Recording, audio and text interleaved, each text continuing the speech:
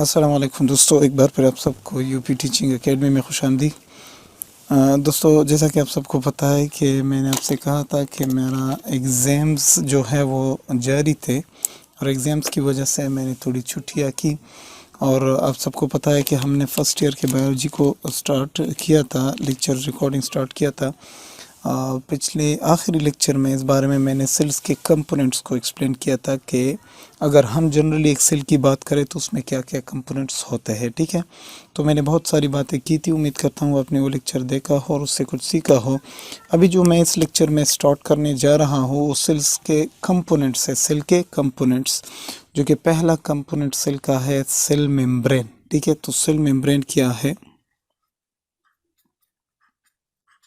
Cell membrane देखिए, आप सबको इंशाल्लाह बहुत सारे लेक्चर जो है वो आपके सामने आएंगे, लेकिन मैं कोशिश करता हूँ कि ज़्यादा से ज़्यादा नॉलेज जो है अपने लेक्चर में आपके साथ शेयर करूँ और आपसे जो है वो उसको शेयर करूँ ताकि आपको किसी भी टॉपिक को समझने में कोई दुश्वारी ना हो। तो सेल मेम्ब्रेन क्या है और सेल मेम्ब्रेन के दूसरे नाम क्या है?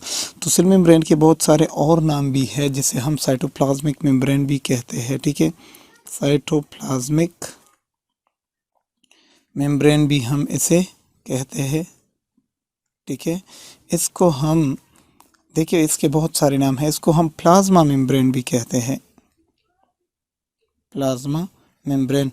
अब इन बातों को रटना नहीं है, समझना है क्यों इसको साइटोप्लाज्मिक मेम्ब्रेन कहते हैं, क्यों इसको प्लाज्मा मेम्ब्रेन कहते हैं, क्यों इसको प्लाज्मा लेमा कहते हैं, प्लाज्मा लेमा। ठीक है, और इसका दूसरा और नाम भी है जिसे हम डायनेमिक मेम्ब्रेन भी कहते हैं, डायनेमिक मेम्ब्रेन भी हम इसको कहते हैं। ये सारे के सारे जो है आप अगर कोई इसका नाम लेता है तो आप समझ लीजिए कि सेल मेम्ब्रेन की बात कर रहा है, डायनामिक मेम्ब्रेन। इसके अलावा हम इसको बायो मेम्ब्रेन भी कहते हैं, बायो मेम्ब्रेन। ये बायो का मतलब जिंदा चीज़ें है, तो जिंदा चीज़ों के सेल्स के इर्द गिर्द एक कवर पाया जाता है, एक मेम्ब्रेन सा पाया जाता है, इसे हम साइटोप्लाज्मिक मेम्ब्रेन या सेल मेम्ब्रेन या कुछ भी कहते हैं। अब देखिए, मैं यहाँ पर आपको समझाता हूँ। फॉर एग्ज़ाम्पल, ये एक सेल के अंदर बहुत सारी चीज़ें हैं। आप जस्ट समझ ले कि ये सेल के अंदर बहुत सारी चीज़ें पड़े हैं। ठीक है, आपने ये समझना है। अब ऐसी बात है, क्या ये सारी चीज़ें बाहर नहीं निकल सकते? क्या बाहर से बहुत सारी चीज़ें अंदर नहीं जा सकते? तो अगर ये लीक हो सकते हैं और बाहर से भी बहुत सारी चीज़ें अंदर जा सकते हैं तो ये तो अच्छी बात नहीं है। ये तो हमारा घर है, घर के इर्द गिर्द चारदीवारी होनी चाहिए ताकि लोगों का नज़र हमारे घर के अंदर ना पड़े, ताकि लोग हमारे घर के अंदर ना आ सके, ताकि हर कोई अंदर बाहर न जा सके। तो ये जो एक मैंने ग्रीन कलर में बनाया, ये मैंने एक मेम्ब्रेन बनाया, सेल के इर्द गिर्द है, जिसको हम देखिए सेल मेम्ब्रेन। ये क्या है दोस्तों? ये सेल है। अब सेल के इर्द गिर्द एक प्रोटेक्टिव कवर पाया जाता है जिसे हम सेल मेम्ब्रेन कहते हैं। ये सेल के अंदर क्या है? साइटोप्लाज्म है, साइटोप्लाज्म है। आपको पता है ना, सेल के अंदर फ्लूइड होता है जिसे हम साइटोप्लाज्म कहते हैं। तो साइटोप्लाज्म के इर्द गिर्द एक मेम्ब्रेन है जिसे हम साइटोप्लाज्मिक मेम्ब्रेन कहते हैं। ठीक है, और ये साइटोप्लाज्म में बहुत ज़्यादा हिस्सा जो है वो प्लाज्मा का है, यानी फ्लूइड्स का है। ठीक है, प्लाज्मा मतलब फ्लूइड होता है। तो फ्लूइड के सेल के फ्लूइड के गिर्द एक मेम्ब्रेन है जिसे हम प्लाज्मा मेम्ब्रेन कहते हैं। देखिए, plasma membrane, plasma lemma, lemma layer को कहते हैं। प्लाज्मा के इर्द गिर्द एक लेयर है जिसे हम प्लाज्मा लेमा कहते हैं। डायनामिक मेम्ब्रेन भी इसको कहते हैं। क्यों? क्योंकि हमारा जो सेल मेम्ब्रेन है वो एक जगह पर खड़ा नहीं होता, वो मूवमेंट करता है। सेल मेम्ब्रेन जो है वो हर वक्त सेल के कंपोनेंट्स के इर्द गिर्द जो है वो मूवमेंट करता रहता है, इसलिए हम इसको डायनेमिक मेम्ब्रेन कहते हैं। डायनेमिक का मतलब मूवमेंट होता है। ठीक है, तो सेल मेम्ब्रेन जो है वो आपका स्टेबल नहीं है, ये एक मोबाइल स्ट्रक्चर है, सेल के इर्द गिर्द चक्कर लगाता रहता है। ठीक है, और इसको बायो मेम्ब्रेन भी कहते हैं। क्यों? क्योंकि जिंदा चीज़ें किस चीज़ से बने हैं? सेल से। जिंदा चीज़ें किस चीज़ से बने होते हैं दोस्तों? सेल से, लिविंग थिंग्स। ठीक है, अब इस अब अगर ज़िंदा चीज़ों का वजूद सेल से बना है तो सेल की तो बहुत अहम प्रोटेक्शन होनी चाहिए। तो इसलिए हम कहते हैं एक ऐसा मेम्ब्रेन जो जानदारों के सेल्स की प्रोटेक्शन करता है, इसलिए हम इसको बायो मेम्ब्रेन भी कहते हैं। ठीक है, अब आते हैं इसके डिफिनेशन की तरफ। सेल मेम्ब्रेन को डिफ़ाइन हम करते हैं। अभी तक तो हमने थोड़ा सा इसका क्या किया, इंट्रोडक्शन किया। अब अगर हम सेल मेम्ब्रेन का डिफिनेशन करें तो डिफिनेशन इसका ये होगा कि protoplasm of the cell is surrounded by a thin layer called cell membrane. ये क्या है दोस्तों, ये क्या है, ये प्रोटोप्लाज्म है ना, प्रोटोप्लाज्म यानी साइटोप्लाज्म या प्लाज्मा प्रोटोप्लाज्म है। अब प्रोटोप्लाज्म के इर्द गिर्द एक थिन कवर होता है, एक थिन लेयर होता है जिसे हम सेल मेम्ब्रेन कहते हैं। तो इसका डिफिनेशन मैं इस तरह करूंगा कि protoplasm of cell is surrounded, ठीक है, surrounded by a thin layer, surrounded by a thin layer which is called cell membrane। इसको हम सेल मेम्ब्रेन कहते हैं। ठीक है, ये बात क्लियर हो गई। ये इसकी पहली डिफिनेशन।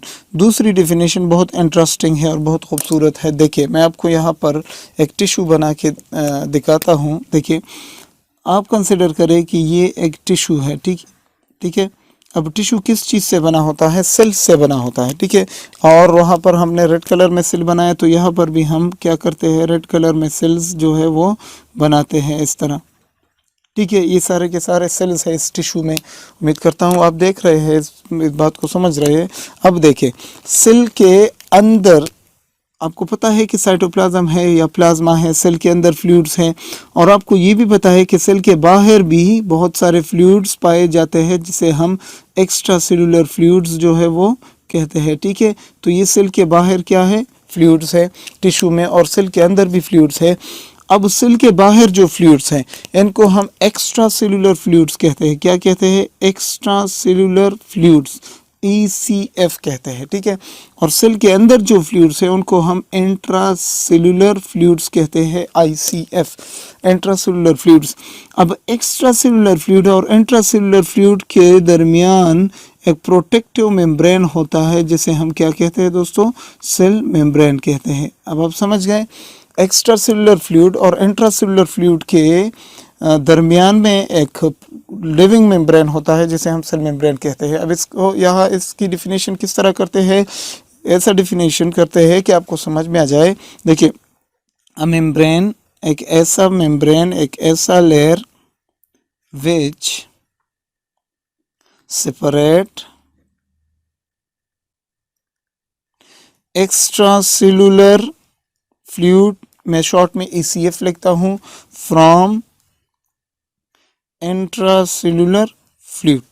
ठीक है, इंट्रासेलुलर फ्लूइड यानी सेल के अंदर जो फ्लूइड्स है, एक्स्ट्रा सेलुलर फ्लूइड यानी सेल के बाहर जो फ्लूइड्स है, इन दोनों के बीच एक दीवार खड़ी होती है, एक मेम्ब्रेन होता है जिसे हम सेल मेम्ब्रेन कहते हैं। तो membrane which separate extra cellular fluid from intracellular fluid, इसको हम सेल मेम्ब्रेन कहते हैं। ठीक है, उम्मीद करता हूँ आप समझ रहे हैं। अब इस सेल मेम्ब्रेन के कुछ कैरेक्टर्स होते हैं दोस्तों, सेल मेम्ब्रेन के कुछ अहम कैरेक्टर्स होते हैं। अगर हम सेल मेम्ब्रेन की बात करते हैं तो उसको समझने के लिए इसकी कुछ प्रॉपर्टीज़ होते हैं। अब क्या क्या प्रॉपर्टीज़ है सेल मेम्ब्रेन के, सबसे पहला प्रॉपर्टी सेल मेम्ब्रेन का ये है कि ये एक सेलेक्टिवली परमिएबल मेम्ब्रेन है, सेलेक्टिवली परमिएबल। ठीक है, अब इस बात का मतलब क्या है, तो इसको समझने के लिए हम एक बड़ा सा डायग्राम यहाँ पर बना लेते हैं। आप कंसिडर करें कि ये एक सेल है, ठीक है, और ये इसी सेल का सेल मेम्ब्रेन है। समझ गए, ये सेल मेम्ब्रेन है। अब आपको पता है कि सेल के अंदर क्या है, इंट्रासेलुलर फ्लूइड्स है, और सेल के बाहर क्या है, एक्स्ट्रा सेलुलर फ्लूइड्स है। आपको ये सारी बातें पता है, ये सेल के बाहर एक्स्ट्रा सेलुलर फ्लूइड्स है। अब आपको पता है कि टिश्यू में बहुत सारे चीज़ें आते हैं और फिर सेल के अंदर जाते हैं, और सेल के अंदर से बहुत सारी चीज़ें बाहर आ सकते हैं, लेकिन ऐसा नहीं है। बात यह है कि कौन सी चीज़ें बआसानी जा सकते हैं सेल मेम्ब्रेन के थ्रू और कौन सी चीज़ों को इजाज़त नहीं है। वो चीज़ें जिनके पास पासपोर्ट हो, क्या हो दोस्तों, पासपोर्ट हो, और उस पासपोर्ट के ऊपर वीज़ा लगा हो, क्या लगा हो, वीज़ा लगा हो, तो वो चीज़ें अंदर भी जा सकती है और बाहर भी बआसानी आ सकती है। समझ रहे हो। अब पासपोर्ट का मतलब क्या है और वीज़ा का मतलब क्या है। फॉर एग्जांपल यहाँ पर एक बंदा खड़ा है, ये एक बंदा है मिसाल के तौर पर, और ये एक बंदा सेल के अंदर खड़ा है। ये बंदा चाहता है कि ये बाउंड्री को क्रॉस करे और सेल के अंदर चला जाए, इसके पास पासपोर्ट और वीज़ा होना चाहिए। और ये बंदा चाहता है कि सेल से बाहर आ जाए, तब भी इसके पास भी पासपोर्ट और वीज़ा होना चाहिए। अब देखें, सेल मेम्ब्रेन की कंपोजिशन के बारे में मैं बाद में बात करूंगा।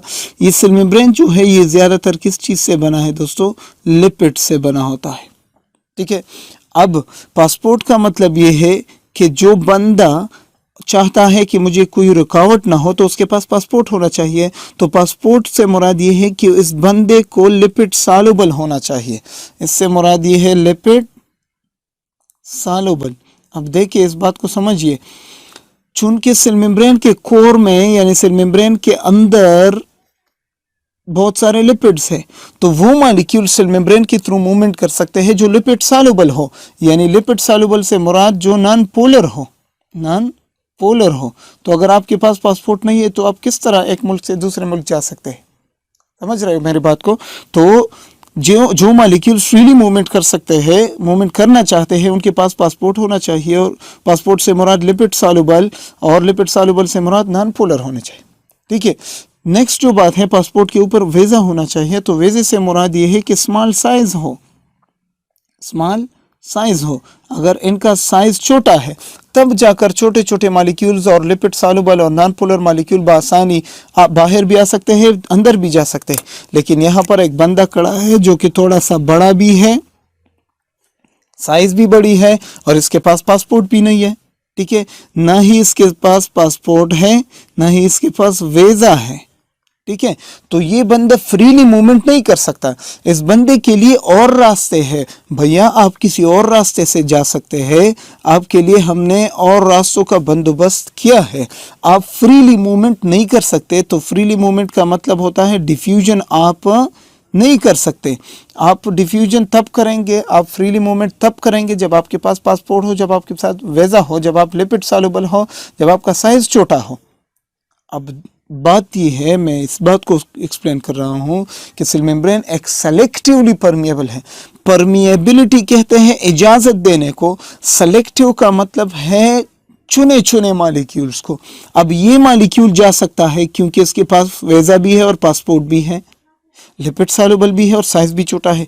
ये मॉलिक्यूल नहीं जा सकता अंदर क्योंकि इसके पास पासपोर्ट भी नहीं है, वीज़ा भी नहीं है, लिपिड सॉल्युबल भी नहीं है, और ये जो है वो क्या नहीं है, साइज भी बड़ी है। समझ गए। तो सेल मेम्ब्रेन हर मॉलिक्यूल को बआसानी इजाज़त नहीं देता कि आप भी आ जाओ और आप भी आ जाओ। ठीक है। हर किसी के लिए अपना अपना रास्ता होता है। ठीक है। दूसरी इसकी प्रॉपर्टी क्या है कि ये एक लिविंग मेम्ब्रेन है दोस्तों, ये एक लिविंग मेम्ब्रेन है। ये इसकी प्रॉपर्टी है, करेक्टर्स है। तीसरी प्रॉपर्टी सेल मेम्ब्रेन की ये है कि ये डायनेमिक है दोस्तों। अब डायनेमिक से मुराद ये है कि हर वक्त सेल के इर्द गिर्द हरकत करता रहता है। ठीक है। ये घूमता रहता है, इस तरह सेल साइटोप्लाज्म के इर्द गिर्द सेल मेम्ब्रेन जो है वो घूमता रहता है। ठीक है। अब अगर एक मॉलिक्यूल इस पोजीशन पर मौजूद है तो 2 मिनट के बाद इस पोजीशन पर होगा। क्यों? क्योंकि ये सेल मेम्ब्रेन जो है वो हर वक्त डायनेमिक होता है, हर वक्त मूवमेंट करता है सेल साइटोप्लाज्म के इर्द गिर्द। अगर सेल मेम्ब्रेन के किसी जगह में नुकसान पाया जाए तो उस नुकसान को बंद करने के लिए ये सेल मेम्ब्रेन मूवमेंट करता रहता है। तो ये इसकी प्रॉपर्टी है। चौथी प्रॉपर्टी ये है कि cell membrane protective in nature है। क्या है दोस्तों? ये हिफाजत करेगा। इसकी प्रॉपर्टी ये है, इसका करेक्टर ये है कि इस सेल के अंदर जो भी चीज़ें इसके हवाले है, ये सेल मेम्ब्रेन इन सारी चीज़ों की प्रोटेक्शन करेगा। ठीक है। पांचवी प्रॉपर्टी ये है कि सेल मेम्ब्रेन के थ्रू ट्रांसपोर्ट होती है। ट्रांसपोर्ट, अब देखिए कुछ मॉलिक्यूल्स अंदर जाते हैं, कुछ मॉलिक्यूल्स बाहर आ जाते हैं। ठीक है। कुछ ऐसे मॉलिक्यूल्स होते हैं जो अपने बैग में कुछ चीज़ें जो है वो यहाँ से वहाँ ले जाते हैं और वहाँ से यहाँ ले आते हैं। तो ये ट्रांसपोर्ट भी सेल मेम्ब्रेन के थ्रू होता है। ठीक है। छठी प्रॉपर्टी या करेक्टर सेल मेम्ब्रेन का ये है कि ये टॉक्सिक चीज़ों को आउट ऑफ द सेल रखता है, यानी टॉक्सिक चीज़ों को अंदर आने नहीं देता। क्यों? क्योंकि सेल के अंदर बहुत इंपॉर्टेंट चीज़ें पड़े होते हैं, डीएनए होता है, साइटोप्लाज्म होता है, एंजाइम्स होते हैं, बहुत सारी चीज़ें। अगर टॉक्सिक चीज़ें आएंगे तो सेल को नुकसान पहुंचाएंगे। तो ये it keep toxic substances outside. ये जहरीली चीज़ों को सेल के अंदर आने नहीं देगा। सेल मेम्ब्रेन की ये करेक्टर होनी चाहिए, ठीक है। और करेक्टर इसका ये है कि सेल मेम्ब्रेन में रिसेप्टर्स होते हैं, इट कंटेन्स रिसेप्टर्स, ठीक है। अब रिसेप्टर्स क्या है? रिसेप्टर स्पेशल प्रोटीन्स और कार्बोहाइड्रेट्स होते हैं जो सेल मेम्ब्रेन के ऊपर पाए जाते हैं। इस तरह ये रिसेप्टर्स बहुत सारी चीज़ों के लिए होते हैं, एंजाइम्स के लिए होते हैं, ड्रग्स के लिए होते हैं, हार्मोन्स के लिए होते हैं। ये सारी चीज़ें आकर यहाँ अपने रिसेप्टर के साथ बाइंड हो जाएंगे और बाइंड होने के बाद सेल के अंदर चेंजेस आ जाएंगे और इस ड्रग और या इस हार्मोन के मुताबिक ये सेल जो है वो एक्शन करेगा। तो सेल मेम्ब्रेन के ऊपर क्या पाए जाते हैं? रिसेप्टर्स पाए जाते हैं, ठीक है दोस्तों। सेल मेम्ब्रेन के ऊपर मेरे प्यारे दोस्तों एंटीजेंस पाए जाते हैं। क्या पाए जाते हैं? एंटीजेंस। फॉर एग्जांपल आपके ब्लड ग्रुप्स है ना, ब्लड ग्रुप्स, ये यहाँ पर एग्जांपल मैं दे देता हूँ, ब्लड ग्रुप्स, ठीक है। तो ब्लड ग्रुप्स क्या है? ये स्पेशल एंटीजेंस है, आपको पता है ना, A B O D antigen, ये सारे के सारे क्या है? ब्लड ग्रुप्स हैं। तो ये एंटीजन स्पेशल कार्बोहाइड्रेट्स और प्रोटीन से बने होते हैं। तो कहाँ पर होते हैं? आपके सेल मेम्ब्रेन के ऊपर होते हैं। तो ये इसकी प्रॉपर्टी है, यानी ब्लड ग्रुप्स हर सेल में नहीं होता, ये स्पेशली आपके रेड ब्लड सेल में होता है। ये मैंने आपको समझाया, ठीक है। नेक्स्ट जो बात है, सेल मेम्ब्रेन में इट कंटेन्स चैनल्स। अब चैनल क्या है? देखिए दोस्तों, इस मॉलिक्यूल के बारे में मैंने बात की थी ना कि इस बंदे के पास ना ही पासपोर्ट है ना ही वीज़ा है। तो ये किस रास्ते से जाएगा? पासपोर्ट का मतलब लिपिड सॉल्युबल नहीं है, लिपिड सॉल्युबल। अब इसके पास जब पासपोर्ट नहीं है तो लिपिड सॉल्युबल नहीं है। जब लिपिड सॉल्युबल नहीं है तो ये पोलर होगा। तो polar molecules, lipid non insoluble molecules किस रास्ते से जाएंगे? सेल मेम्ब्रेन के अंदर स्पेशल प्रोटीन्स होते हैं जो स्पेशल चैनल्स बनाते हैं। इन चैनल्स के थ्रू इस तरह के मॉलिक्यूल्स क्या करेंगे? इस तरह के मॉलिक्यूल्स जो है वो मूवमेंट करेंगे सेल के अंदर और सेल से बाहर आएंगे। तो सेल मेम्ब्रेन में चैनल्स होते हैं किस चीज़ों के लिए? पोलर मॉलिक्यूल्स के लिए, polar plus large size molecule के लिए चैनल्स होते हैं। इन चैनल्स के थ्रू ट्रांसपोर्ट होती है, ठीक है। नेक्स्ट, सेल मेम्ब्रेन की ये प्रॉपर्टी भी है कि ये एंडोसाइटोसिस करेगा, एंडोसाइटोसिस करेगा। अब एंडोसाइटोसिस का मतलब ये है कि अगर, देखिए यहाँ पर बना देते हैं, ये एक सेल है, ठीक है, सेल मेम्ब्रेन है, और यहाँ पर बाहर कोई चीज़ पड़ा है और ये अगर सेल के साथ अटैच हुआ तो क्या करेगा? ये सेल मेम्ब्रेन इस तरह इन्वेजिनेट हो जाएगा और उस मॉलिक्यूल को आहिस्ता आहिस्ता अंदर खींचेगा और एक वक्त ऐसा आएगा कि ये इस सेल मेम्ब्रेन इस मॉलिक्यूल को खा जाएगा इस तरह। तो इसको हम कहते हैं एंडोसाइटोसिस, ठीक है। बाद में हम इंशाल्लाह डिस्कस करेंगे। 11th प्रॉपर्टीज़ की ये है कि ये सेल मेम्ब्रेन एक्सोसाइटोसिस में भी हेल्प करेगा। एक्सोसाइटोसिस का मतलब है किसी चीज़ को अंदर से बाहर फेंकना, और एंडोसाइटोसिस का मतलब है किसी चीज़ को बाहर से अंदर सेल के अंदर ले आना, ठीक है।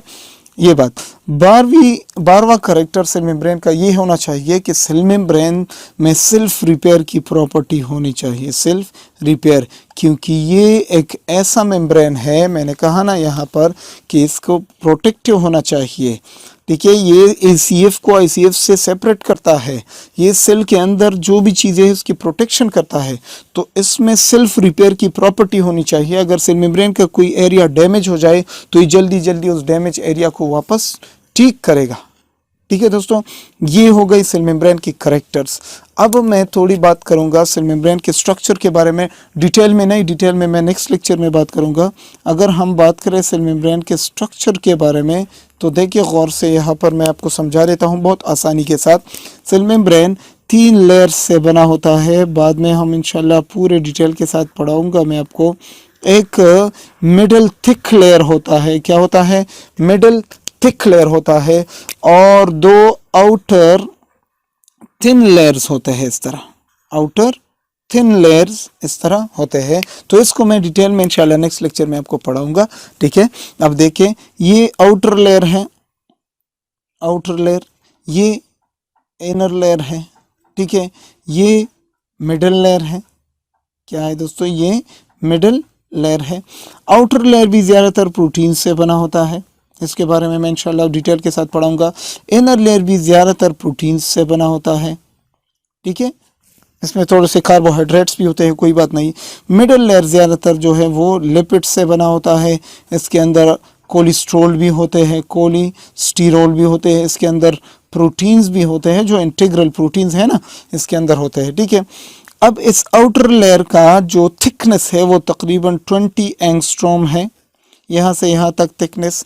इनर लेयर का भी थिकनेस जो है वो 20 एंगस्ट्रॉम है, ठीक है, और जो मिडल लेयर है इसकी थिकनेस जो है वो 35 एंगस्ट्रॉम होती है, ठीक है। अब यहाँ पर क्या क्या चीज़ें मौजूद है, सेल मेम्ब्रेन में क्या क्या चीज़ें मौजूद है, ये मैं नेक्स्ट लेक्चर में बहुत डिटेल के साथ इंशाल्लाह पढ़ाऊंगा। नेक्स्ट यहीं पर मैं बात करना चाहता हूँ कंपोजिशन के बारे में कि सेल मेम्ब्रेन किस चीज़ से बना होता है। स्ट्रक्चर में मैं डिटेल के साथ नेक्स्ट लेक्चर में जाऊँगा दोस्तों। देखें, सेल मेम्ब्रेन में 3 बहुत अहम कंपोनेंट्स होते हैं। नंबर 1 होते हैं प्रोटीन्स, ठीक है, नंबर 2 होते हैं दोस्तों लिपिड्स, नंबर 3 होती है दोस्तों कार्बोहाइड्रेट्स, जिसे मैं कार्ब्स लिख देता हूँ। अब कार्बोहाइड्रेट्स सबसे कम होते हैं तकरीबन 5%, लिपिड्स जो है वो 45 से लेकर 30% तक लिपिड्स होते हैं, इनसे फास्फोलिपिड्स हम जिसे कहते हैं, ठीक है, बाद में पढ़ाऊंगा इंशाल्लाह। और प्रोटीन सबसे ज़्यादा पाए जाते हैं, जो 55% से लेकर 70% तक क्या होते हैं, प्रोटीन्स पाए जाते हैं, ठीक है दोस्तों। ये हो गई मैंने सेल मेम्ब्रेन की यहाँ पर जो है वो जस्ट इंट्रोडक्शन की आप लोगों के सामने। सेल मेम्ब्रेन क्या है, इसकी प्रॉपर्टीज़ क्या क्या होने चाहिए, ये मैंने आपको बताया। नेक्स्ट लेक्चर में इंशाल्लाह हम इस चीज़ के बारे में डिस्कस करेंगे कि सेल मेम्ब्रेन जो है वो किस चीज़ से बना हुआ है। आप ज़रा स्क्रीनशॉट ले लें। ओके, यहाँ पर मैं एक और बात को भी यही लिख देता हूँ कि मैं नेक्स्ट लेक्चर में डिस्कस करूँगा मॉडल्स के बारे में। मॉडल्स के बारे में कौन कौन से मॉडल्स थे जिन्होंने मिलकर सेल मेम्ब्रेन की स्ट्रक्चर की बात की, तो 3 मॉडल्स थे। फिर मैं इंशाल्लाह स्ट्रक्चर में जाऊंगा और सेल मेम्ब्रेन का स्ट्रक्चर बहुत डिटेल के साथ एक्सप्लेन करूंगा, और फिर इसमें कौन कौन से प्रोटीन्स है, कौन कौन से कार्बोहाइड्रेट्स है, कौन कौन से लिपिड्स है, इनके बारे में इंशाल्लाह डिटेल के साथ आपको पढ़ाऊँगा। तो मिलते हैं दोस्तों अगले लेक्चर में, तब तक के लिए अल्लाह हाफिज़।